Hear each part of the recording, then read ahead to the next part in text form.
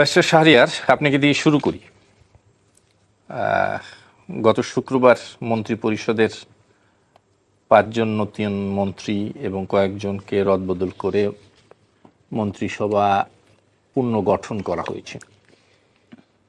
এই মন্ত্রিসভা নিয়ে আজকে দেখলাম পত্রপত্রিকায় ব্যাপক সমালোচনা শুরু হয়েছে। বলা হচ্ছে যে খুব মাত্র 6 মাসের মধ্যেই মন্ত্রিসভা রদবদল এক ধরনের কি অস্থিরতার কোনো ইন্ডিকেট করে কি না, শুনতে চাই আপনার কাছ থেকে। ধন্যবাদ আপনাকে, আপনার মতো আপনার টিভি সমস্ত দর্শকদেরকে সালাম এবং শুভেচ্ছা, এবং আপনাদেরকে আসসালামু আলাইকুম রহমতুল্লাহ বারকাতুহু। প্রথমে একটা জিনিস, আজ সকালে প্রথম আলো পেপার আমিও দেখলাম, জি, সেখানে একটা জিনিস দেখলাম, আমাদের মাননীয় পররাষ্ট্র প্রতিমন্ত্রী, আমি নিজেও একটা জিনিস বিশ্বাস করি, সেটা হচ্ছে if I have a right to vote, I must have a right to stand for the election. আপনি ডুয়েল সিটিজেনশিপদেরকে কি দিচ্ছেন? রাইট টু ভোট দিলেন, কিন্তু ডুয়েল সিটিজেনশিপরা ইলেকশনে দাঁড়াতে পারবে না, এই বিধান থাকে। আচ্ছা, এই বিধানের উপর ভিত্তি করে আজকে যে পররাষ্ট্র প্রতিমন্ত্রী হলেন, উনি ওনার পাসপোর্ট সারেন্ডার করেছে কি করেনি এই মর্মে কিন্তু কোনো অঙ্গীকার উনি দেননি।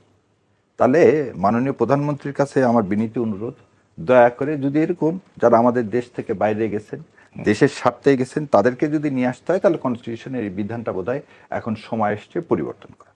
এবার আপনি যে কথাটা বললেন 6 মাসের না, কিন্তু আমার একটা জিনিস জানার আগ্রহ, আপনি তো আইনের মানুষ, আমাদের আইনে কি কোনো বাধা আছে কিনা ডুয়েল সিটিজেন? কনস্টিটিউশনে আপনি লিখেই দিয়েছেন যে যারা ফরেন ন্যাশনাল হবে, they are not eligible for stand for election in parliament. আপনি সংবিধান সংশোধন করে দিয়ে দিলেন যে ডুয়েল সিটিজেনশিপদেরকে আপনি ভোটের রাইট দিয়ে দিলেন, কিন্তু আপনি ওই পোর্শনটা আবার রেখে দিলেন। এবং না, আমি ক্লিয়ার না আবার যে বলেন, আইনে দ্বৈত নাগরিক হলে আইনে বাধা আছে কিনা মন্ত্রী এমপি হওয়ার ক্ষেত্রে? মন্ত্রী এমপি হওয়া সব ক্ষেত্রে বাধা আছে, সব ক্ষেত্রে বাধা। এবং আপনি পার্লামেন্টের মেম্বার বলতে, আমি ভোট দিতে পারবো, আপনি ভোট দিতে পারবেন, ডুয়েল সিটিজেন ভোটার হতে পারবে, ভোট দিতে পারবে, কিন্তু ইলেকশনও করতে পারবে না। কোনো মন্ত্রী এমপি বিচারক কোনো পদে যেতে পারবে না, অ্যাটর্নি জেনারেল হতে পারবে না। এই যে একটা এই প্রভিশনের মধ্যে থেকে মাননীয় প্রধানমন্ত্রী, আমি জানি না মাননীয় প্রধানমন্ত্রীর কোন পাসপোর্ট, সেটা তো বাংলাদেশের জনগণ জানে না আজ পর্যন্ত, ইলেকশনের আগে থেকে বলে এসেছিলাম। সো মাননীয় প্রধানমন্ত্রী এটা কিভাবে দেখবেন তা জানি না। দ্বিতীয় জিনিস, আজকে প্রতিমন্ত্রী সাহেব উনিও এই স্টেটমেন্টের পর এখন পর্যন্ত জেনারেলি উনি সবসময় পেপারে কিছু আসলেই উনি সঙ্গে সঙ্গে তার ফেসবুকে একটা স্ট্যাটাস দিয়ে দেন। মাননীয় প্রতিমন্ত্রী উনি যখন উপদেষ্টা ছিলেন, তা আমি দেখলাম যে উনি এখন পর্যন্ত কোনো দেন নাই। সেকেন্ডলি, একটা জিনিস আমি খুব ভালো করে বুঝতে চাই, সেটা হচ্ছে তথ্যমন্ত্রী ছিলেন জহিরুদ্দিন স্বপন, একটা বর্ণাঢ্য রাজনৈতিক কেরিয়ার ছিল, এবং তাকে বলা হতো তিনি বিশ্বাস করতেন যে ভারতের সাথে সুসম্পর্ক না করে এই দেশে বিএনপির রাজনীতি চলবে না। এই তার স্ট্যান্ডিংটা কিন্তু আমরা প্রথম থেকে দেখে আসছি। এবং যে কয়জন বিএনপির মন্ত্রিসভার মধ্যে আমরা বলি ভারতের প্রতি প্রীতি আছে, তার মধ্যে এই জহিরুদ্দিন স্বপন ভাই একজন। সো স্বপন ভাইকে যদি এই কারণে সরানো হয়ে থাকে, তাহলে তো আরো অনেকজনকে সরাতে হবে না। উনি আপনাকে এত সরলীকরণ করে আপনি আমি বলে দিই যে মূল্যায়ন যদি করে, আমি দ্বিতীয় পয়েন্টে আসবো, যে যদি মূল্যায়ন করে, কাজের মূল্যায়ন করে যদি আপনি ব্যর্থতা দেখেন, তাহলে স্বরাষ্ট্রমন্ত্রী সর্বপ্রথম পদত্যাগ করা উচিত। আবার বলতে কাজের মূল্যায়নে না, কিন্তু মাত্র 6 মাসের মাথায় এরকম একটি ভগ্ন দেশের রাষ্ট্রীয় ক্ষমতায় আসার পরে মাত্র 6 মাসের মাথায় কি আপনি সাকসেস ফেলিয়ার আপনি মূল্যায়ন করতে পারবেন কিনা? না, 6 মাস পর পর আমরা যে একটা জিনিস দেখে, এটাকে বলা ইন্ডিভিজুয়াল পারফরমেন্স ইন্ডিকেটর। এইটা সব গভর্নমেন্টের মধ্যেই থাকে। এর কথা হচ্ছে যে আমি দেখতে পাচ্ছি যে আমার ব্যক্তিগত উপলব্ধিতে 6 মাসে আইন শৃঙ্খলা পরিস্থিতির যে অবনতি, বিদ্যুতের যে অবনতি, তাতে এই দুইজনারই আসলে পরিবর্তন হওয়া উচিত। তথ্যর ক্ষেত্রে অবাধ তথ্য প্রবাহ আপনি বলতেছেন। আবার এখানে একটা জিনিস আছে, আমি আবার সাধুবাদও দিতে চাই জহিরুদ্দিন স্বপনকে সরানোর জন্য, কারণ মিডিয়াগুলো আওয়ামী লীগকে প্রাসঙ্গিক করার জন্য যেভাবে একটা অবকাঠামো তৈরি করতে যাচ্ছে, এবং তারা আর একটা বয়ান সৃষ্টি করতে চাচ্ছে আগেই ভালো ছিলাম, ইউনূস সাহেব সব খারাপ করে দিয়ে গেছে, আগে 17 বছর নিয়ে কোনো আলোচনা নাই, বিএনপি নিয়ে 6 মাস নিয়ে আলোচনা নাই, এই মাঝখানে 2 বছর নিয়ে। তো এই জায়গাতে মনে হয় না জহিরুদ্দিন স্বপন এই যে ফ্যাসিড কালচারাল ফ্যাসিডদেরকে যে সুযোগ করে দিলেন, না ওনার একদম মন্ত্রীর কালচারাল ফ্যাসিস্টদের সুযোগ করে দেওয়ার মন্ত্রীর কোনো আসলে ভূমিকা আছে বলে আমি মনে করি না। নো।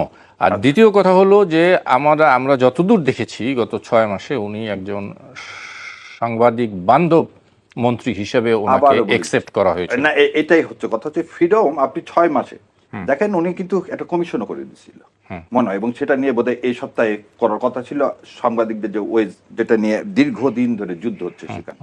প্রথম কথা হলো যে মন্ত্রীর আপনি হচ্ছে সাংবাদিক মানুষ, আপনি আমার চেয়ে ভালো জানেন, কিন্তু আইন যখন করা হয় এবং আপনি যখন একদম দাগি ফ্যাসিলিটিদেরকে, যেমন একটা উদাহরণ দিই, আপনি যুদ্ধ অপরাধী ট্রাইব্যুনালের একজন আসামিকে আপনি একটা টিভিতে নিয়ে আসবেন প্রেজেন্টার হিসেবে, এবং আপনি মন্ত্রী বলছেন আমার কিছু করার নাই, এটা হতে পারে? এটা হতে পারে না। এই নতুন জুলাই স্বাধীন গণমাধ্যম যদি স্বাধীনতা ভোগ করে যদি, তাহলে আসলে মন্ত্রীর কিন্তু এক্ষেত্রে এবার আপনাকে সত্যি কিছু করার নাই। মন্ত্রী কি মানে কি করবেন বলেন? বলতেছি আপনাকে, জেস মিল বলতেছে, ভাই ভালো জানে, এই liberty can be enjoyed if it is limited, unlimited liberty কখনো এনজয়মেন্ট হয় না। ওই জন্যই আমাদের ফান্ডামেন্টাল আইনটা করে দেওয়ার পিছনে কারণটা এটাই। আপনি এখন যেটা বলছেন শোনেন, পার্লামেন্ট ফর্ম অফ গভর্নমেন্টে বলা হয় collective responsibility, the cabinet স্যাং together Singh together, যদি ডোবেও একসাথে ডুববে, গান গালেও একসাথে ডুববে, এবং কনস্টিটিউশন মতে কিন্তু সেক্রেটারি কি রেসপন্সিবল, তার বিরুদ্ধে মামলা করতে হয়। তাহলে আপনি মন্ত্রী, আপনি ইনকোয়ারি করতে পারেন, আপনি আইন প্রণেতা হিসাবে আপনি সংসদে আছেন, আপনি যে কোনো কারোর বিরুদ্ধে কি করতে পারেন, আইনানুগ যে কোনো ব্যবস্থা সেটা নিতে পারেন।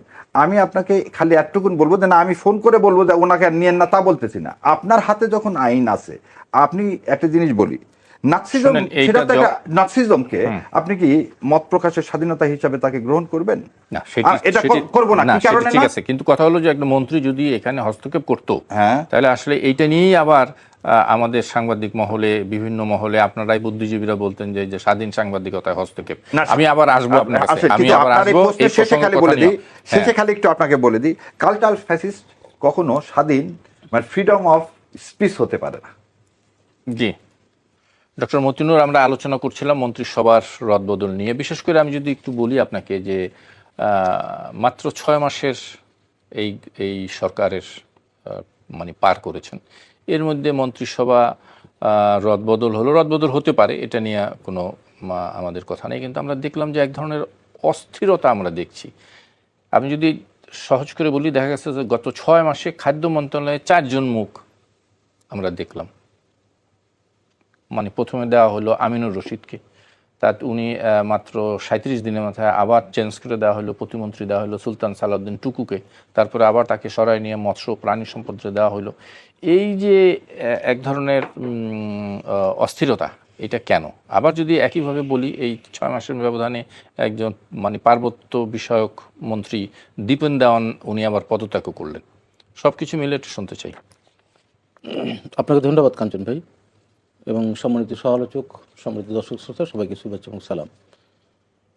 আপনি যেভাবে জিনিসটি উপস্থাপন করেছেন এবং আমার সহ-আলোচক এই প্রসঙ্গগুলো নিয়ে যেভাবে কথা বলেছেন, আমার জায়গা থেকে আমি যেভাবে দেখতে চাই, আমার জায়গা থেকে সেটি হচ্ছে যে দেখুন, সরকারের 180 দিনের একটা টার্গেট ছিল, এবং সেই 180 দিন ডে 1 থেকে একটা মন্ত্রী পরিষদ গঠিত হয়েছে, এবং এই 180 দিনটা আমি মনে করি একটা পরীক্ষামূলকভাবে ছিল, এবং সেটিকে কেন্দ্র করে মন্ত্রী পরিষদ প্রথমত রদবদল, এটি একটি চলমান প্রক্রিয়া হতে পারে। সরকার মনে করেছে যে এই জায়গাগুলোতে রদবদল হওয়া উচিত, সেই রদবদল করেছে। আমি এটাকে অস্থিরতা হিসেবেও দেখছি না, আমি এটাকে বিচ্ছিন্ন ঘটনা হিসেবেও দেখছি না। আমি মনে করি একটি চলমান প্রক্রিয়া, সেই চলমান প্রক্রিয়ার অংশ হিসেবে গভর্নমেন্ট এই পদক্ষেপে নিয়েছে বলে আমার জায়গা থেকে আমি ব্যক্তিগত মনে করি। কারণ গভর্নমেন্ট যেহেতু নির্বাচিত একটি সরকার, এবং বাংলাদেশে এটা আমাদের বিবেচনা করতে হবে যে বিগত সময় আমরা পুরনো কথাগুলো অনেক সময় বলতে চাই না, বললে আসলে এটা আসলে বলা যায় যে চলমান কথাগুলি ফিরে আসে। তারপরেও কথাটা আমাকে বলতে হয় এই কারণেই যে আপনারা জানেন যে বর্তমান সরকার দেশের কীরকম একটি পরিস্থিতির ওপরে দায়িত্বটা গ্রহণ করেছে। অনেকগুলো চ্যালেঞ্জ সরকারের সামনে আছে, বিশেষ করে অর্থনীতিটা বড় একটা চ্যালেঞ্জ। আইন শৃঙ্খলা পরিস্থিতির একটা বড় চ্যালেঞ্জ। মানে বিগত ফ্যাসিস্ট সরকারের সময় এটি তো টোটালি ডিস্ট্রয় হয়েছে। আপনি ওভারনাইট তো সবগুলো মানুষকে একই সাথে যোগ্য, দক্ষ, অভিজ্ঞ হিসেবে তৈরি করতে পারবেন না। তো সেই প্রেক্ষিতে আমি মনে করি যে গভর্নমেন্ট, যেহেতু নির্বাচিত সরকার, তার একটা দায়বদ্ধতা রয়েছে জনগণের প্রতি, এবং সেটি করতে গিয়ে, সেটিকে অব্যাহত রাখতে গিয়ে বা সেটিকে আফোল্ড করতে গিয়ে সরকার 180 দিনের এই জায়গা থেকে অনেক কিছু পরিবর্তন, পরিমার্জন, এটি আমি স্বাভাবিক প্রক্রিয়ার মধ্যে মনে করি, একটা চলমান প্রক্রিয়া। আর আরেকটি জিনিস সেটি হচ্ছে যে দেখুন, আইন শৃঙ্খলা পরিস্থিতি একটা চ্যালেঞ্জ, এবং সেই চ্যালেঞ্জ সরকার শুধুমাত্র আপনি বিগত 17 বছর তা নয়, আপনি যদি লক্ষ্য করেন 5 তারিখের পরেও বাংলাদেশে যে ইন্টারিম গভর্নমেন্টটা ছিল প্রফেসর ইউনূসের নেতৃত্বে, সেখানে আপনি দেখবেন যে এই যে একটা মব কালচার কিন্তু ছিল। তো সুতরাং একটা দেশের উন্নয়ন, কালচার এখনো আছে না, একটা দেশের উন্নয়ন এবং তার যে অগ্রগতি, এটির অনেকগুলো কম্পোনেন্টের মধ্যে ইম্পর্টেন্ট হচ্ছে একটা স্থিতিশীলতা, একটা স্থিতিশীল পরিস্থিতি, পরিবেশ লাগবে। তো সেই দৃষ্টিকোণ থেকে আমি মনে করি যে 5 তারিখের পরে যেরকম একটা অস্থিরতা ছিল, ওই অস্থিরতা যে এখনো অব্যাহত ওই প্রক্রিয়ায় আছে তা আমি মনে করি না, বাট এটি যে টোটালি রিমুভ হয়েছে সেটাও আমি মনে করছি না, কিছু বিচ্ছিন্ন ঘটনা তো এখনো রয়েছে। সুতরাং সেই দৃষ্টিকোণ থেকে আমি মনে করি গভর্নমেন্ট যারা যারা যে সমস্ত ডেস্কের যারা দায়িত্ব পালন করতে পারবেন, এটা প্রথম পর্যায়ে হয়তো এই জিনিসগুলো সেই বিবেচনায় দেওয়া হয়েছিল, পরবর্তীতে গভর্নমেন্ট চিন্তা করেছে এই জায়গাগুলোতে হয়তো কিছু পরিবর্তন হওয়া উচিত, দরকার, এবং সেটি গভর্নমেন্ট পরিবর্তন করেছেন। না, এটা হয়তো ভবিষ্যতে সেই জিনিসটা হয়তো পরিবর্তন তারা মনে করে। ঠিক আছে ডক্টর মতিনুর, আমি যে কথাটি বলতে চাচ্ছিলাম, আমার কাছে মনে হয়েছে যে কেমন যেন একটা পূর্ব পরিকল্পনা ছাড়াই আপনি এই কাজগুলো করেছেন। রদবদল প্রক্রিয়া দেখলে সেটি মনে হয় কেমন করে, আমি আপনাকে বলি। আপনি স্পিকার করলেন মেজর হাফিজ সাহেবকে, তাকে প্রথমে মন্ত্রিসভায় অন্তর্ভুক্ত হলেন, তারপরে ডেপুটি স্পিকার ছিলেন, উনিও মন্ত্রী ছিলেন, কিন্তু মাত্র কয়েকদিনের মাথায় আবার উনি স্পিকার হলেন, দুইজনই, আবার একজন স্পিকার একজন ডেপুটি স্পিকার। মানে তার মানে কি? তার মানে আপনার পরিকল্পনাই ছিল না যে আপনি সংসদে কাকে স্পিকার বানাবেন, কাকে ডেপুটি স্পিকার বানাবেন। এই যে সিদ্ধান্তহীনতা, এই যে পরিকল্পনার অভাব, এটি কিভাবে বলবেন আপনি? দেখুন কাঞ্চন ভাই, আপনি যে দৃষ্টিভঙ্গি থেকে দেখছেন, আমার দৃষ্টিভঙ্গি যে দুজন ব্যক্তিকে স্পিকার এবং ডেপুটি স্পিকার হিসেবে অ্যাপয়েন্ট করা হচ্ছে, আপনি দেখেন যে এই দুজন ব্যক্তি স্পিকার এবং ডেপুটি স্পিকারের দায়িত্ব পালন করতে গিয়ে দক্ষতার সাথে করছে কিনা, না, কোনো সন্দেহ নাই, আমি সেই আলোচনা করছি না। আমি করছি আমার বা পত্রপত্রিকার সমালোচনার জায়গাটা এইখানেই, যে স্থির মনে হচ্ছে না, পরিকল্পনার অভাব। আচ্ছা দেখুন, কারণ আমি আপনার পয়েন্টটা এক শুধু খাদ্য মন্ত্রণালয়ে আপনি 4 জন মন্ত্রীকে আসা যাওয়া করেন। বুঝতে পেরেছি, আমি বলি, সেটা হচ্ছে দেখুন পত্রপত্রিকায় সমালোচনা, এটি তো বর্তমান সরকারের তো সবচেয়ে বড় একটা জায়গা হচ্ছে যে প্রেস মিডিয়ার স্বাধীনতা। এই প্রেস মিডিয়ার স্বাধীনতা বর্তমান সরকার নিশ্চিত করেছেন। সুতরাং সেখানে পত্রপত্রিকায় এই সমালোচনা, এটি তো গণতন্ত্র।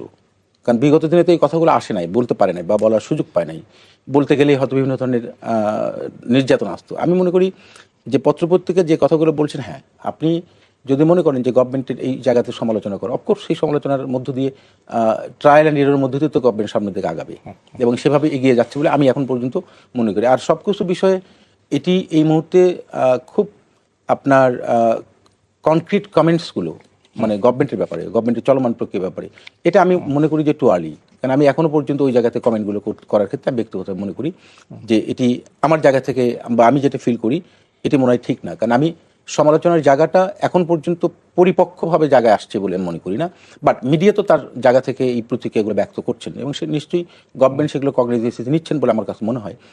আর সবচেয়ে আরেকটি জিনিস হচ্ছে যে যেটা আপনি বলছেন যে খাদ্য মন্ত্রণালয় বা বাণিজ্য মন্ত্রণালয়, হোয়াট এভার, দেখুন আসলে সাধারণ মানুষের জায়গাটা হচ্ছে যে নিত্যপণ্য জিনিসের মূল্য যেটা, এটি যেন তাদের নাগালের ভিতরে থাকে এবং পাশাপাশি অন্যান্য যে জনজীবনে যেগুলো প্রভাব ফেলে সেই জিনিসগুলো গভর্নমেন্ট তো খুব সিরিয়াসলি টেক আপ করছেন এবং সে ব্যাপারে তো তারা ভূমিকা রাখছেন এবং এখন পর্যন্ত স্বীকারও করছেন কোন জায়গাতে তাদের সীমাবদ্ধতা আছে, কোথায় তাদের লিমিটেশন আছে, এগুলো কিন্তু উল্লেখ করছেন তারা। তার মানে স্বীকার করছেন গভর্নমেন্ট। এই যে স্বীকার করার জায়গাটা, অর্থাৎ এটি অপকটে স্বীকার করে, এটি তো একটা স্বচ্ছতার জায়গা। গভর্নমেন্ট তার দায়িত্বশীল জায়গা থেকে আচরণগুলো করছেন। তা আমি মনে করি যে আসলে এটি একটি ধ্বংসযোগ্য একটা জায়গায় এসে সরকার যখন গঠন হয়েছে, অনেকগুলো চ্যালেঞ্জ মাথায় নিয়ে, এটি তো বড় ধরনের একটা চ্যালেঞ্জ। আমি তো মনে করি যে সরকার এই চ্যালেঞ্জগুলো নিয়ে যে যাত্রাটা শুরু করেছে এবং যে সকল বিষয় ইতিমধ্যেই জনজীবনে প্রভাব ফেলে পজিটিভ প্রভাব ফেলে সেই বিষয়গুলো গভর্নমেন্ট কিন্তু ইনিশিয়েটিভ নিয়েছে। তবে এটা একটা লম্বা প্রক্রিয়া। আমার মনে হয় যে আরও আমাদের সামনের দিনগুলো গভর্নমেন্ট এই বিষয়গুলো কীভাবে চ্যালেঞ্জগুলো মোকাবেলা করবে সেটা আমাদের দেখার এখনো যত সুযোগ রয়েছে। আমরা একটু দেখি ব্যারিস্টার শাহরিয়ার। ভাই তো অনেক কিছু বললো, কিছু জিনিস ভাইয়ের কথার সাথে অনেক কিছু বলি নাই, আমার ভাই জ্ঞানী মানুষ কিছু। আচ্ছা, প্রথম উত্তরটা দিই, ধ্বংসযোগ্য জাতি 5ই আগস্ট বা 36শে জুলাই। যদি 71 সালে বলা হয় বটমলেস, এবার আর বটম টটম নাই, এবার কিছু ছিলই না। যদি ইফ ইউ কম্পেয়ার উইথ 71, তো বিএনপির একটা সুবিধা হয়েছে, বিএনপি 5 তারিখে ক্ষমতা নেয়নি, যদিও তারা চাচ্ছিল 3 মাসের মধ্যে ক্ষমতা, আল্লাহ তাদেরকে 18 মাস সময় দিচ্ছিল, এবং এই 18 মাসের দেশটা একটা রিকনস্ট্রাকশন হয়েছে, এবং সেই জন্য এই ধ্বংসযোগ্য অবস্থায় ওনারা পাননি। ওনারা পাইছেন কখন? তখন ছিল $17 বিলিয়ন ফরেন ইয়ে, আর জন ইউনুস সাহেব দিয়ে গেছেন তখন ছিল 37 বিলিয়ন। না, মাত্র 18 মাসে এইটা।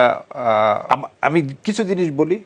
দ্বিতীয় কথা, যে ব্যাংকিং সেক্টর থেকে শুরু করে সমস্ত সেক্টরের, ব্যাংক থেকে শুরু করে যেখানে কোনো কিছুই ছিল না, আপনি একটা ধাক্কা, শক ওয়েভটাই হচ্ছে প্রথম, সেই শক ওয়েভ থেকে অ্যাবজর্বের টাইমটা তো আপনি পেয়েছেন 18 মাস। সেটি বলতে পারেন, কিন্তু একদম রিকনস্ট্রাকশন হয়েছে এটা বলা যাবে না। 18 মাসে আই থিং আরো 5 বছর। আমি আপনার সাথে একমত, কিন্তু সেই রিকনস্ট্রাকশন সময়টাও দেয়নি বিএনপি। বিএনপিকে যখন বলা হলো গণভোট করো, দেশ ঠিক করো, তারপর ভোট নাও, উনি তো প্রথম দিনই বললেন যে 3 মাসের মধ্যে দিয়ে দেন। আমি ওই তর্কে যাচ্ছি না, তর্কটা হচ্ছে আপনি শক ওয়েভের সময়টা কিন্তু আপনি 18 মাস পাইছেন। নির্বাচনের আগে কিন্তু আপনি বলেননি যে এই দেশের এই অবস্থা, আমি এই জিনিস পারবো, এই জিনিস পারবো না। আমি খালি বলছি কতটুকু আই হ্যাভ এ প্ল্যান।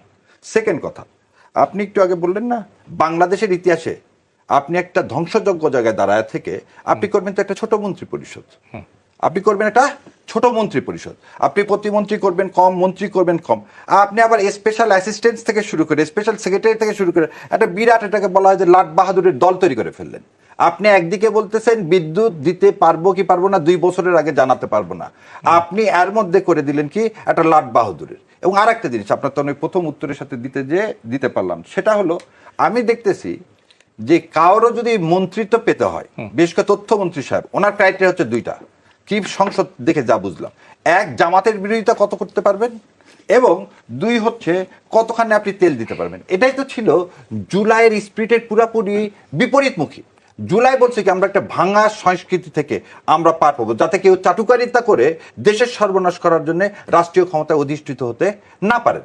আপনি যদি দেখেন, যেখানে একদিকে বলবো আমরা সবাই মিলে দেশ গড়বো, আর এক জায়গায় আপনি সেই লোকগুলোকে ফিট করতেছেন। এবং আপনি যে কথা বললেন খাদ্যের কথা, আপনি বিদ্যুতের কথা যদি বলি, আমি খাদ্যের কথাই ধরেন, আপনি 3 জনকে চেঞ্জ করছেন 6 মাসে। আপনি কিভাবে একটা মানুষের পারফরমেন্স নিয়ে করবেন? পারফরমেন্স এটা সম্ভব?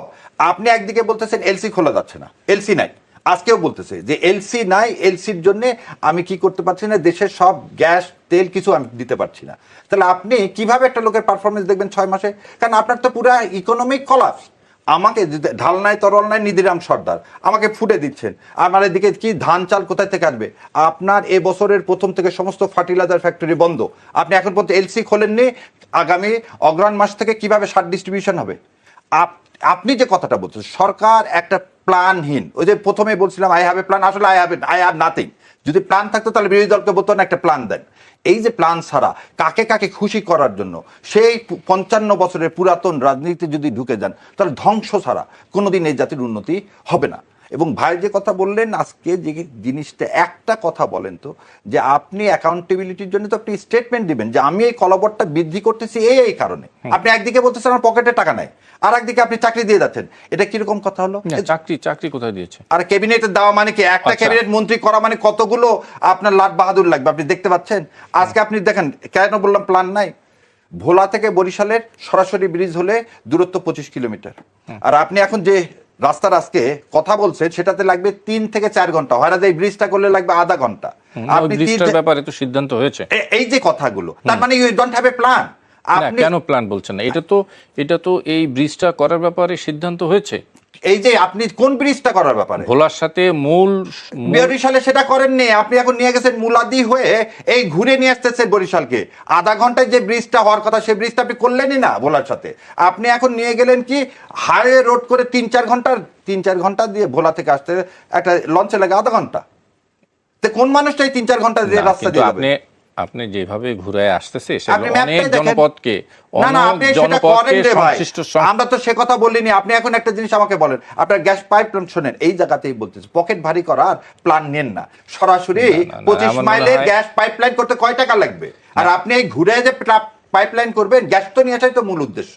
ভোলাতে আমাদের যে গ্যাস, না শুধু গ্যাস না, আপনি জনপদের সাথে, আচ্ছা জি প্লিজ বলেন।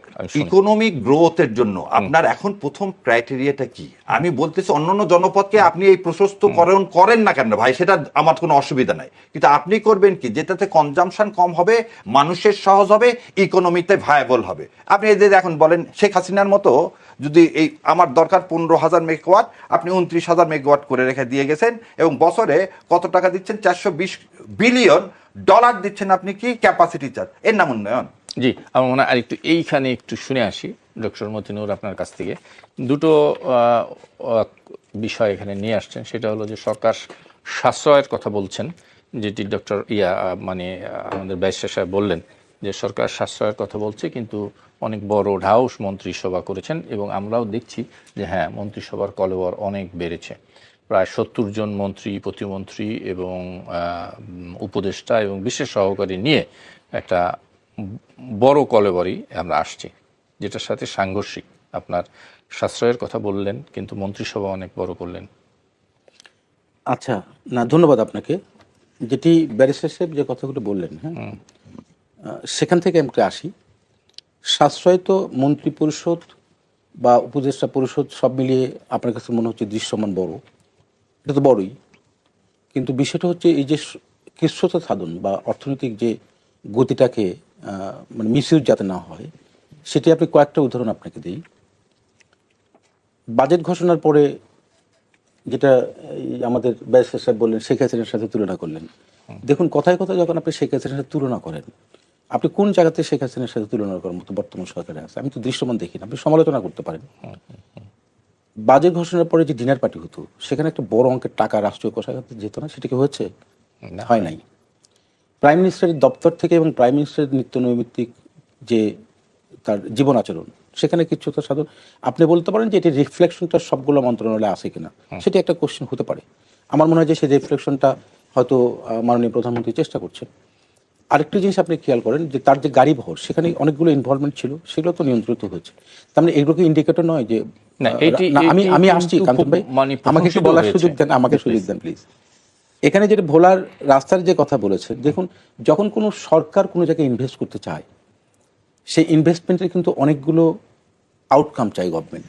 আমি যখন কোনো একটা জায়গায় ইনভেস্ট করব, সেখানে যদি ওয়ান ওয়েতে আমি আউটকামটা পাই, আমি এটা যদি মাল্টি ডাইভার্সিটি ফ্যাসিলিটেট করতে পারি, আমি ইনভেস্টমেন্টটা কিন্তু সেখানেই করবো। কারণ বাংলাদেশ তো উন্নত রাষ্ট্র নয় যে একটা ইনভেস্ট করলাম পরীক্ষামূলকভাবে, এর পরবর্তী তারা একটা ইনভেস্ট করলাম, তা আমি একটা, ওখানে 3টি উপজেলা আছে, আমি মনে করি মুলাদি 3টি উপজেলা করা, এবং হিজলা বিশেষ করে তার মানে অনেকগুলো গ্যাসের একটা হাব হবে, ওখানে ইকোনমিক একটা জোন করা হবে, ওটা অনেক কিছু আছে, অনেকগুলো জনপদকে কভার করার জন্য কিন্তু নিশ্চয়ই প্ল্যানিংটা হচ্ছে। তো সুতরাং আমি মনে করি যে নিশ্চয়ই গভর্নমেন্ট এই প্ল্যানিংটা এমন হবে যাতে সকল জনপদ এখানে এই জায়গা থেকে অপরচুনিটিগুলো পায়, সুবিধাগুলো পায়। আরেকটা জিনিস যেটা বলছেন, দেখেন, আমি একটা জিনিস উল্লেখ করতে চাইছিলাম না, কিন্তু উল্লেখ করি। প্রফেসর ইউনূস সরকার যখন ছিলেন, আপনাদের মনে থাকার কথা, ওনার যে প্রেস সেক্রেটারি ছিলেন শফিক সাহেব, সৌভাগ্যক্রমে টকশোতে একসাথে আমরা কাজও করেছি, উনি বলেছেন যে চাকরি প্রার্থী আমরা খুঁজে পাচ্ছি না, আমি কোট আনকোট বলছি, এবং আবেদন জমা পড়তেছে। কয়জন লোককে চাকরি দিয়ে গেছেন প্রফেসর ইউনূস 2 বছরে? দেন নাই। আরেকটু হচ্ছে উন্নয়ন, কিন্তু এটা একটি চলমান প্রক্রিয়া। এটা আজকে আমি গাছ রোপণ করলাম, তারপরে কালকেই ফল আসবে, বিষয়টা এরকম নয়। এটা একটা লং টার্ম, শর্ট টার্ম, এই মিড টার্ম একটা প্ল্যানিং থাকে। আমি এখানে উল্লেখ করতে চাই, দেখুন, 1975 সালের 7 নভেম্বরের পরে শহীদ রাষ্ট্রপতি জিয়াউর রহমান কিন্তু রাষ্ট্রীয় ক্ষমতায় অধিষ্ঠিত হয়েছিলেন মানে তাকে করা হচ্ছিল, এটা আপনিও জানেন। তখন অর্থনৈতিক অবস্থা কীরকম ছিল? খুব ভঙ্গুর একটা অবস্থা ছিল, কোনো সন্দেহ নেই। নিশ্চয়ই উনি আমার সাথে একমত হবেন। আপনি 1991 সালে বেগম খালেদা জিয়া যখন প্রধানমন্ত্রী হলেন, বিগত লাস্ট 9 বছর এরশাদ সরকারের সময়, তখন কিন্তু এরকম একটা অবস্থার মধ্যেই ছিল। দুর্ভাগ্য যে বিএনপি যখনই ক্ষমতায় এসেছে, আপনি দেখবেন যে সবসময় ক্রাইসিসের পর থেকে কিন্তু তারা এসেছেন। ঠিক 2026 সালে জনাব তারেক রহমান রাষ্ট্রীয় ক্ষমতায় এসেছেন, প্রধানমন্ত্রীর দায়িত্ব নিয়েছেন, এখনই একই অবস্থা। অর্থাৎ আমি মনে করি 3টে জায়গায় যদি আপনি দেখেন, তাহলে গভর্নমেন্টের কিছু ফেলিয়ার তো আছেই, কিন্তু সাকসেসের রেটটা অনেক হাই। আপনি দেখেন যে আজকে বাংলাদেশে আমি বিশ্ববিদ্যালয় পর্যায়ে দেখি যে আমার 100 জন ছাত্র যদি থাকে, প্রায় 60% কিন্তু ফিমেল স্টুডেন্ট। এই গাছটি রোপণ করেছিলেন কিন্তু বেগম খালেদা জিয়া 1991 সালে। তার ফলটা আজকে আমরা পাচ্ছি। আমি মনে করি যে গভর্নমেন্ট এমন কিছু পরিকল্পনা নিচ্ছেন বা নিবেন, আমি মনে করি সেটা নিশ্চিত জনবান্ধব হবে এবং তার ফল হয়তো তাৎক্ষণিকভাবে আমরা পাবো না, কিন্তু একটা সার্টেন টাইমের পরে এই ফলটা কিন্তু বাংলাদেশের মানুষ, জনগণ সেটা ভোগ করবে বলে আমার দৃঢ় বিশ্বাস। সেই দৃষ্টিকোণ থেকে আমি মনে করি যে অপোজিশন, এখন আসি অপোজিশন, যেটা কয়েকদিন আগে আমি দেখেছি যে এই যে গ্যাস বিদ্যুতের নিয়ে যে অপোজিশনের একটা ডেমনস্ট্রেশন হয়েছে, সেখানে তো প্রাইম মিনিস্টার তাদেরকে আহ্বান করেছেন যে আপনার একটা পরিকল্পনা দেন, যে এই পরিকল্পনার মধ্য দিয়ে, যেটা উনি বলেছেন যে পরিকল্পনা চাওয়া, গভর্নমেন্ট তো তার পরিকল্পনায় অগ্রসর হচ্ছেন। এখন যদি আপনার কাছে ভালো একটা পরিকল্পনা থাকে, প্রাইম মিনিস্টার তো ওয়েলকাম করেছেন যে আপনাদের, আমরা সেটাকে এক্সিকিউট করবো, আমরা সেটা কগনিজেন্সে নিব। কিন্তু কথা হচ্ছে যে অপোজিশন পার্টির তো একটা দায়িত্বশীল আচরণ আছে, শুধু গভর্নমেন্টের সমালোচনা, আপনার অপোজিশন তারও একটা দায়িত্বশীল। কারণ পার্লামেন্টারি ডেমোক্রেসির মূল কথাই হচ্ছে যে আপনার রুলিং পার্টি এবং অপোজিশন পার্টি। এখন আপনি দেখবেন যে গভর্নমেন্ট অপোজিশন পার্টিকে পার্লামেন্টে তার মানে কি বলা যায় একটা গুড অ্যাটমসফিয়ার ক্রিয়েট করছে কিনা। আমি তো দেখছি সেখানে একটা গুড অ্যাটমসফিয়ার ক্রিয়েট হয়েছে এবং অনেকগুলো জায়গাতে অপোজিশনকেও সেখানে তারা পার্টিসিপেশন অংশগ্রহণ করার সুযোগ দিয়েছে। আমার মনে হয় আলোচনায় অংশগ্রহণ করার সুযোগ দিয়েছে, বাদ বাকিটা কোথাও কিন্তু সেখানে স্পেস দেওয়া হয়নি। ডক্টর মতিনুর, আমরা আলোচনা করছিলাম, আপনি বিরোধী দলের ভূমিকা নিয়ে কথা বলছিলেন বিরোধী দলের গ্যাস বিদ্যুৎ নিয়ে বিরোধী দলের ভূমিকা এবং মানে পার্লামেন্টে বিরোধী দলের অবস্থান নিয়ে কথা বলছিলেন, প্লিজ। না, এখানে আমি যেটা বলতে চাচ্ছিলাম সেটা হচ্ছে বিরোধী দল তো নিশ্চিত গভর্নমেন্টের আপনার জনজীবন বিনষ্ট হয় বা জনজীবনে নেগেটিভ প্রভাব পড়ে, সেটা নিয়ে বিরোধী দল তো বক্তব্য দিবেই বা সেটা নিয়ে তারা মিছিলও করবে, ডেমনস্ট্রেশন করবে, এটা স্বাভাবিকভাবেই গণতন্ত্রের প্রক্রিয়া তো এটা রিকগনাইজ, সেটা ঠিক আছে, সেটা আমার ব্যক্তিগত কোনো আপত্তি নেই। কিন্তু আমার জায়গাটা হচ্ছে যে বিরোধী দলও তো একটা এর সাথে বিরোধী দলও গভর্নমেন্টের, যেটাকে আমরা পার্লামেন্টারি ডেমোক্রেসি বলি, একটা ছায়া সরকার, সেটাও থাকবে। এখন দেখেন যে আপনি বাংলাদেশের অর্থনৈতিক অবস্থাটা আমি আগেও বলেছি, 3টা টেনিয়র উল্লেখ করেছি যে কোন কোন সময় বিএনপি রাষ্ট্র ক্ষমতা তখন আসছে, কীরকম অবস্থা ছিল। আপনি প্রয়াত সাইফুর রহমান, আপনি নিজেও জানেন যে বাংলাদেশে আজকের যতটুকু অর্থনৈতিক যে ভিত্তিটা, এটা কিন্তু সাইফুর রহমান সাহেবের করা। আপনি অনেক সমালোচনা তখন করেছি আমরা, ভ্যাট নিয়ে আমরা সমালোচনা, বিএনপি দল থেকেও সমালোচনা হয়েছে, বলা হচ্ছিল যে সরকারকে ডুবানোর জন্য। আমরা কিন্তু ছাত্র জীবনে দেখেছি এটা, কিন্তু আপনি দেখেন যে এই ভ্যাটের উপরে কিন্তু এখন পুরো অর্থনীতি দাঁড়িয়ে আছে। এবং আরেকটা জিনিস উল্লেখ করতে চাই, সেটা হচ্ছে দেখুন জিয়াউর রহমানের সময়ে আপনি দেখবেন যে গার্মেন্টস ইন্ডাস্ট্রি এবং এই যে রেমিটেন্স যেটা আসে, এটা কিন্তু তার সময়ই করে। অর্থাৎ আপনি যদি বাংলাদেশের অর্থনীতির ভিত্তিটা দেখেন, তাহলে যে স্তম্ভের উপরে দাঁড়িয়ে আছে তার মধ্যে এই জিনিসগুলো কিন্তু গুরুত্বপূর্ণ। এখন প্ল্যানিংয়ের যে কথাটা আমি এখানে একটু সংযোগ করি, সেটি হচ্ছে দেখুন গত 2 দিনে আমি এই যে শিক্ষা নিয়ে একটা আমাদের ডায়লগ ছিল, অল ভাইস চ্যান্সেলর সাভারে হয়েছে, হ্যাঁ সাভারে হয়েছে। সেখানে আমার মনে হয় না যে আমার শিক্ষকতার বয়স 31 বছর চলছে, আমি এরকম কোনো ডায়লগ বিগত দিনে আমি দেখি নাই, যেটা এই গভর্নমেন্টের একটা প্ল্যানের অংশ। সেখানে শিক্ষাটাকে কিভাবে কর্মমুখী করা যায় এবং প্রত্যেকটি ইউনিভার্সিটিগুলোতে এই স্টুডেন্টদেরকে কীভাবে এই ইন্ডাস্ট্রির সাথে কানেক্টিভিটি তৈরি করা যায় এবং আরও আপনার শিক্ষাটাকে কীভাবে বলা যায় যে এটা এক্সেলেন্স দেশ এবং বিদেশে, যাতে আমাদের শিক্ষা। আমি একটা লাইনে শেষ করি, কারণ আমি যেহেতু একজন শিক্ষক, আমার এই কোশ্চেনটা আনবে, এই ডেভেলপমেন্টের সাথে এটা অতপ্রত জড়িত। সেই ক্ষেত্রে আমি মনে করি যে আপনি দেখেন বিগত দিনে এইটা নিয়ে, এটা যেমন ভাই হয়তো আমার সাথে রিফার করবেন, ধ্বংস করেছে, সবই ধ্বংস করেছে, কোনো সন্দেহ নেই।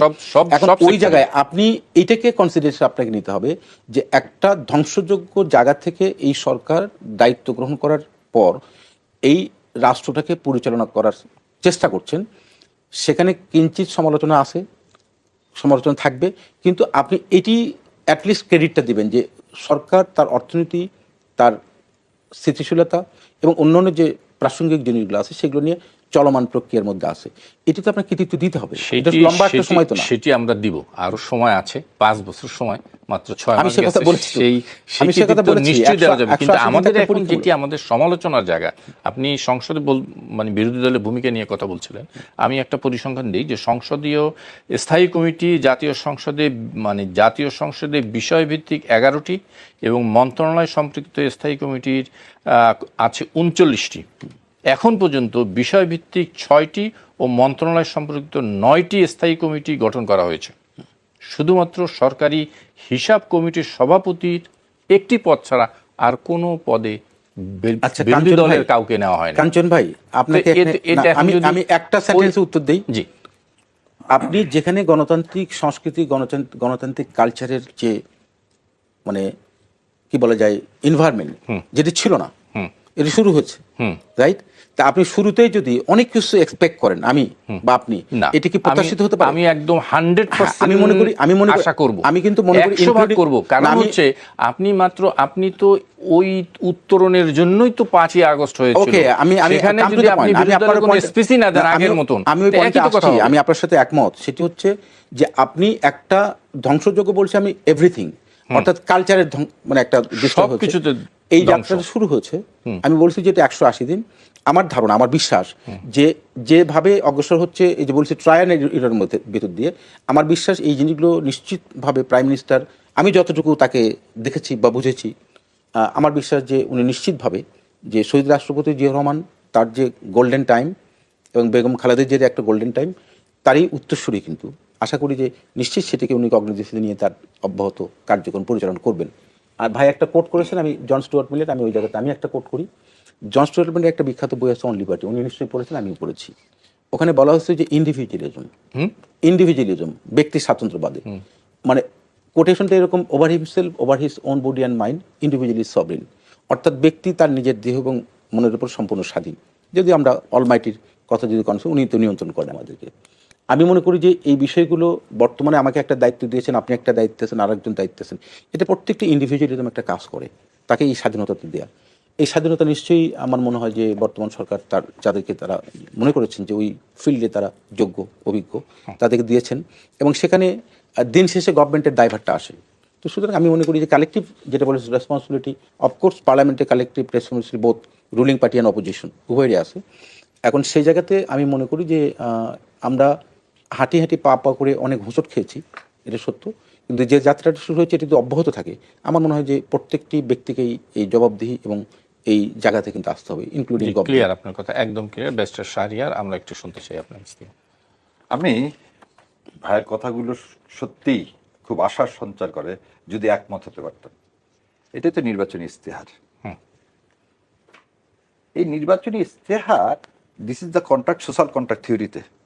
আমার ছাত্র সুন্দরের সামনে বলতে চাচ্ছি না, তার বললাম রুশোর সোশ্যাল কন্ট্রাক্ট থিওরিতে এই ইস্তেহারটাই হচ্ছে contract between the people and BNP, and রাষ্ট্রের সাথে কন্ট্রাক্টটা হচ্ছে এই কনস্টিটিউশন। আপনি বললেন দলীয়করণের যে রাজনীতি সেখান থেকে বের হয়ে আসবে।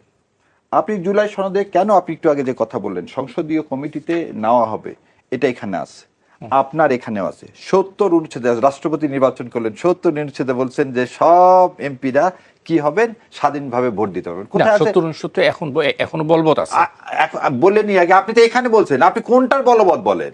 আপনি কনস্টিটিউশন তো নাই, 70 অনুচ্ছেদ তো পাল্টায় নাই। আমার কথাটা আগে আমি শেষ করে দিই। 70 অনুচ্ছেদ পাল্টাননি, আপনি তো এখনো কিসের মধ্যে আছেন? ডক্ট্রিন অফ নেসেসিটির মধ্যে আছেন।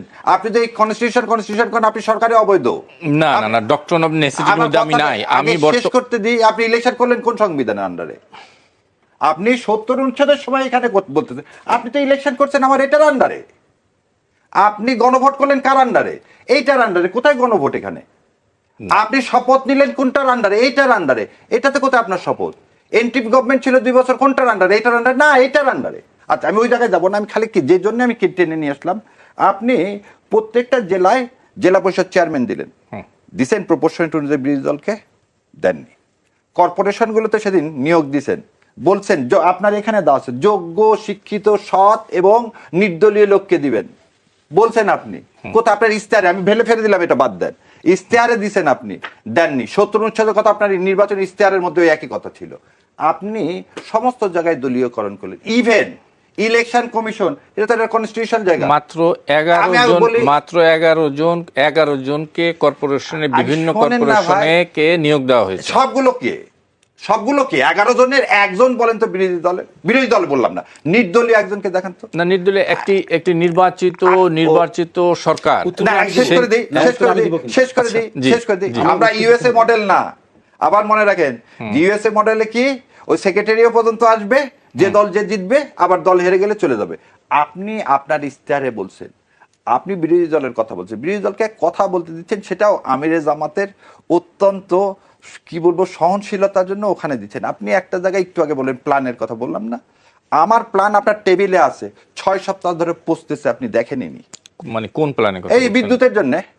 আপনি আমাকে একটা জিনিস বলি যে আপনি তো এগুলো দেখছেন, সেক্রেটারি জেনারেল যখন রিপ্লাই দিল পরের দিন যে আপনার টেবিলে 6 সপ্তাহ আগে আমরা দিছি, আপনি এনার্জি নিয়ে আমরা কি করতে চাইছি, বিশেষ অধিবেশন তাড়াতাড়ি কল করার জন্য বলছি। সরকার বিএনপির, আপনি যদি পরিকল্পনা দেন সেই পরিকল্পনা তাহলে সরকার সবার আগে শুনবে? বাংলাদেশ না সবার আগে বিএনপি, এটা আপনাকে ঠিক করতে হবে। আবার বলতেছি, সবার আগে বাংলাদেশ না সবার আগে বিএনপি। সবার আগে যদি বাংলাদেশ হয় তাহলে সেটা ছিল জুলাইয়ের কথা, আমরা তো সবাই জুলাইয়ের বিপ্লবের ফসল, তাহলে এখানে কেন আবার বিএনপি আসবে? কারণ আপনাকে সংখ্যাগরিষ্ঠতা দিছে, কিন্তু দেশটাকে গঠন করতে হবে। আপনি সবাই মিলে বলতেছি, গত 17 বছর দেশটা ধ্বংসপ্রাপ্ত হয়েছে। চল, এবং আপনি ইলেকশন আগে কি বলছেন জাতীয় সরকার করবেন, ইলেকশন পর ভুলে গেছেন। জাতীয় সরকার করবে বললেও বলছেন না, জাতীয় বলেননি। সরকার তো হয়তো জামাতের কাউকে নেয় নাই, কিন্তু নিছে তো। আর 11 দল কি দল না? আপনাকে 88 জন এমপি কি এমপি না? আজকে আপনি বিরোধী দলের কথা যে বলতেছেন, আমি একটা একটা করে আপনাকে একটা জিনিস যদি ভাই দেখাতে পারে যে তার ইশতেহারের সাথে, তার প্রমিদের সাথে, তার প্ল্যানের সাথে মাননীয় প্রধানমন্ত্রীর একটা কাজের মিল আছে, নট এ সিঙ্গেল ওয়ান। আচ্ছা, আমি একটু শুনে আসি। হ্যাঁ, একটু সরি ভাই। জি, সেটা হচ্ছে উনি সোশ্যাল কন্ট্যাক্ট, এটা তো সময় দিবেন না নিশ্চয়ই আমাকে। এখানে একটু যাই। উনি বলেছেন স্টেট গভর্নমেন্ট অ্যান্ড পিপুল, রাষ্ট্র, সরকার এবং জনগণ, এই তিনটা কম্পোনেন্ট কিন্তু যদি একসাথে কাজ করে, মানে একটার সাথে আরেকটা শেয়ারিং থাকে, কমিউনিকেশনটা থাকে, এটাই ডেমোক্রেসি। এক, অনেক কথা বলেছেন, জেলা পরিষদের নিয়োগের কথা বলেছেন, তারপর আপনার এই যে গভর্নমেন্টের বিভিন্ন জায়গায় বিভিন্ন আমি একটু বলি, 5 তারিখের পরে কি সরকার ছিল ইন্টারিম প্রফেসর ইউনূসের নেতৃত্বে, অনেকগুলো ইন্ডিকেশন না দিলাম, আমি একটা ইন্ডিকেশন দিই আপনাকে। বাংলাদেশের 56টি পাবলিক ইউনিভার্সিটি, রাইট? এই 56টি পাবলিক ইউনিভার্সিটিতে কারা নিয়োগ পেয়েছিল? ইন্টেরিয়র গভর্নমেন্ট দিয়েছে না, কারা নিয়োগ পেয়েছিল? এটা তো এখন আপনাকে দৃশ্যমান বলি, বলেন। এর ভিতরে 4 থেকে 5টা ইউনিভার্সিটি ছাড়া সবগুলো আজকে যারা অপোজিশন তারা সেখানে অ্যাপয়েন্টেড ছিল। জামাতের? ইয়েস। আর বিএনপির কেউ? না, আমি তো 4-5টা বললাম, আমি আপনাকে ডকুমেন্টেড বলে দিচ্ছি। এখন কোশ্চেন বলি, আমি প্লিজ শেষ করে দেন। এখন কি 56টা আছে? আমি বলি আপনাকে, তখন কি জামাত ক্ষমতায় ছিল? প্রফেসর ইউনূসের সময় কি জামাত ক্ষমতায় ছিল? না, জামাত বিএনপি ছিল না। তাহলে সেখানে তো একটা চেকস অ্যান্ড ব্যালেন্স থাকবে। তাহলে আপনি 56টার মধ্যে 4-5টা বাদ দিলে বাদ বাকি কারা ছিল? তাহলে কি ফ্যাসিস্ট ছিল? না, তাহলে কি আপনি বলতে চাচ্ছেন যেহেতু ওই ইন্টেরিয়র সময় জামাত ছিল, এখন আমরা কথা শেষ করতে দেন। সব সেকেন্ড ছিল বিএনপি, পুলিশে কারা ছিল? বিএনপি, জামাতের কেউ নাই। ইলেকশন ম্যানিপুলেট করতে যা যা লাগে সব ছিল। দর্শকরা কিন্তু মনে করবে যে আপনি ডেমোক্রেসিতে, জি প্লিজ। সেটা হচ্ছে আপনাকে, এটা গেল একটা সেক্টর বলি। আপনি সেকেন্ড সেক্টর যেটা উনি সেক্রেটারির কথা বলেছেন, আমি নাম উল্লেখ করতে চাই না, তারপরও প্রসঙ্গটা আসলো, দর্শকদের জানা দরকার। আমি মনে করি যে আপনার ইন্টারিম গভর্নমেন্টের এটি কিন্তু ইন্ডিকেট করেছে, যখন পলিটিক্যাল গভর্নমেন্ট আসছে, ইলেক্টেড গভর্নমেন্ট মানে ইলেক্টেড গভর্নমেন্ট, অপোজিশন তো আসি, তো তখন তো সঙ্গত করেন তার লোকগুলোকেই সে সেখানে ট্রাস্টেড মনে করবে, কোনো সন্দেহ নেই, এবং সেটা করেছে গভর্নমেন্ট। আপনি ক্যাবিনেট সেক্রেটারি থেকে শুরু করে, ক্যাবিনেট সেক্রেটারি যিনি ছিলেন ওই যে ডক্টর আব্দুর রশিদ, আমার ডিপার্টমেন্টের সিনিয়র একজন, রাইট? তো সুতরাং উনি কে ছিলেন খুব ভালো করে জানেন, উনি ভালো করে জানেন না, আপনি জানেন, আপনি স্বীকার করবেন না, কিন্তু আমি বলি অর্থাৎ, না শোনেন, আমি বলি কাঞ্চন ভাই, আমি বলি, দেখুন, আপনি জানেন যে বিগত 17 বছর আমরা শুধু না, লম্বা সময় ধরে আমরা কিন্তু ডিপ্রাইভড। উনি যেটা বলছেন যে জাতীয় সরকার, আমি যেটা মনে করি জাতীয় সরকার অনুযায়ী জনাব তারেক রহমান কিন্তু অনেকগুলো মানুষকে তার মন্ত্রী জায়গা দিয়েছেন। হ্যাঁ, আপনি বলতে পারেন সেখানে অপোজিশন জামাত থেকে হয়তো নেন, জামাত না, অন্য দলগুলো নাই। এখন হচ্ছে আমি মনে করি জামাত থেকে না নেওয়ার পেছনে কারণ হচ্ছে, আমার ব্যক্তিগত মতামত হচ্ছে, একটা স্ট্রং অপোজিশন দরকার আসতো। আপনি যখন গভর্নমেন্টে নিচ্ছেন, না আপনি গভর্নমেন্টে নিচ্ছেন, তখন তো অপোজিশন থাকছে না।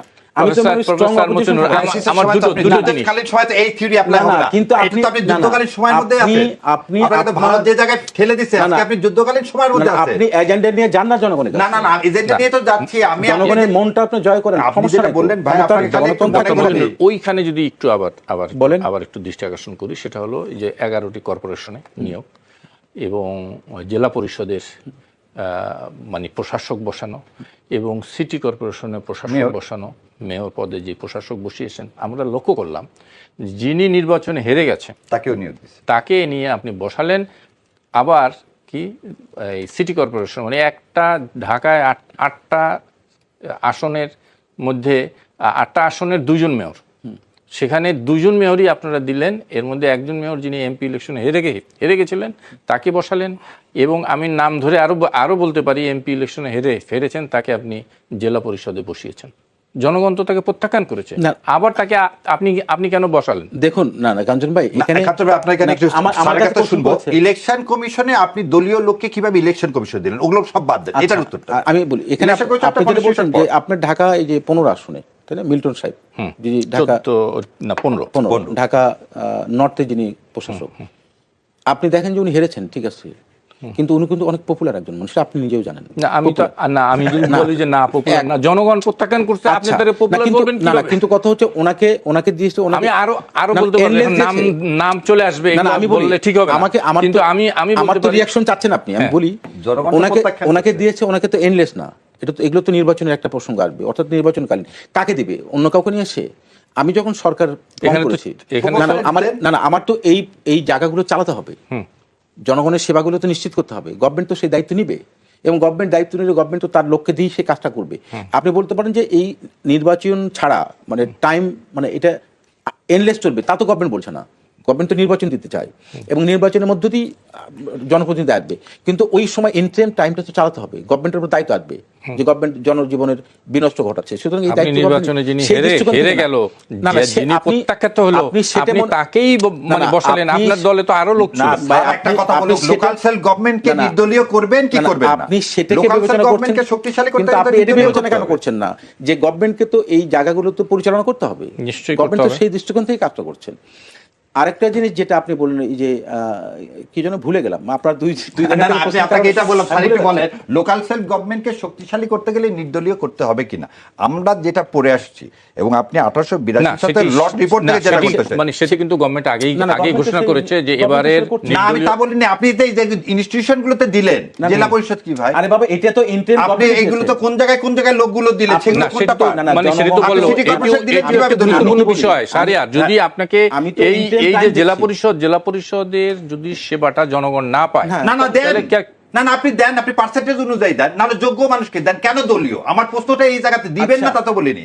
4টা সিটি কর্পোরেশন আপনি দিলেন, আচ্ছা হয় আপনি পার্টির লোককে দিলে, তাহলে অপোজিশনকে একটা দেন, আর অপোজিশনকে যদি না দেন, তাহলে দুই পার্টি মিলে বসে আপনি যোগ্য লোককে দিলেন না কেন? আপনি তো দেন, দিতে মানা করেনি তো। আমি নির্বাচনে জয়ী হয়েছি, বিরোধী দলের লোক আইনি আমি সবার আগে বাংলাদেশ না, সবার আগে বিএনপি। আমি বলি যে প্লিজ শুনি, সবার আগে বিএনপি। আপনি বারবার যখন বলছেন যে অপোজিশনকে কেন দিলেন না, আমি কিন্তু বারবার একটা কথা বলছি, অপোজিশন তো অপোজিশন, একটা স্ট্রং অপোজিশন ডেমোক্রেসি দরকার। আপনি যখন গভর্নমেন্টের শেয়ারিং এ যাবেন তখন তো অপোজিশন থাকছেন না, এটা তো তখন গৃহপালিত হয়ে গেল। ভোটে যদি আমি অপোজিশন জিতি, তাহলে কি আমি একটা সিটি কর্পোরেশন চালালে সরকার সেটা ফেল করবে? আপনি আমাকে বলেন বিএনপি সহ মেয়র হানিফ সাহেব জিতছিল, তাতে কি উইক হয়ে গেছিল? অপোজিশন নির্বাচিত হয়ে জিতছে, আমি তো একই কথা হলো। না এখন সামনে নির্বাচন হবে, আপনি ইলেক্টেড হয়ে আছেন। আমার কথা শুনবেন আপনি বলছেন যে অপোজিশনকে কেন দিল না। আমার স্পষ্ট বক্তব্য হচ্ছে গভর্নমেন্ট তো একটা ইলেকশনের মাধ্যমে এটা নির্বাচন করতে চাই, মানে ইলেকশনের ভিতর দিয়ে জনপ্রতিনিধি নির্বাচন করতে চাই। এই ইন্টারিম টাইমে গভর্নমেন্টকে তো দায়িত্বটি পালন করতে হবে জনগণের জন্য, সেই দায়িত্ব পালন করছে। এখানে তো অপোজিশন থেকে কেন নেবে গভর্নমেন্ট? নিলেন না। গভর্নমেন্ট আপনার কাছে যাকে মনে হচ্ছে যে এটা যোগ্য না, কিন্তু গভর্নমেন্ট মনে করছে যোগ্য, সব যোগ্য লোক না, গভর্নমেন্ট মনে করছে যোগ্য। গভর্নমেন্ট তো আপনি এখন দেখেন যে তার ডেলিভারিটা ঠিক আছে কিনা, সে সার্ভিসটা দিতে পারছে কিনা। সার্ভিসটা দিতে পারছে না, যোগ্যতা অযোগ্যতা নির্ভর করে কিসের উপরে? আমার চেহারা দেখে নয়, আমার কাজ দেখে, যে আমি কাজটা করতে পারছি কিনা। সুতরাং সেই জায়গায় আপনি মন্ত্রী ছেলে 42,000 কোটি টাকা কাজ পায় তখন আর ওই কথাটা থাকে না ভাই। হ্যাঁ, সেই জায়গায় এটাই হচ্ছে যোগ্যতা। আপনি যদি পরিমাপ, আপনি যদি সেই জায়গায় যার অভিজ্ঞতা নাই, কিছু নাই, তাকে 42,000 কোটি টাকার আপনি কাজ দিলেন, এটা যদি যোগ্যতার মাপকাঠি হয়, তাহলে বললাম সবার আগে বিএনপি, সবার আগে বাংলাদেশ না।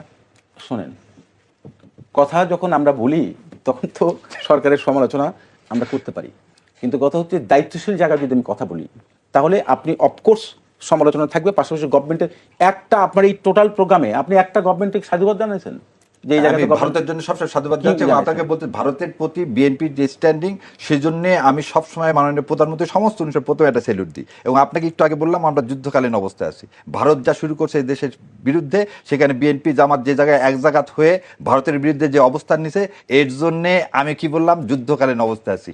বোধহয় আমার ছোট জ্ঞান, অল্প জ্ঞান,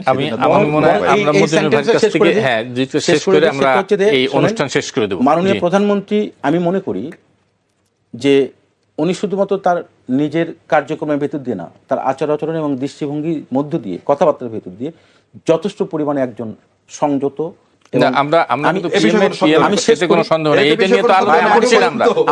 আমাকে আমার কথাটা শেষ করতে দিন।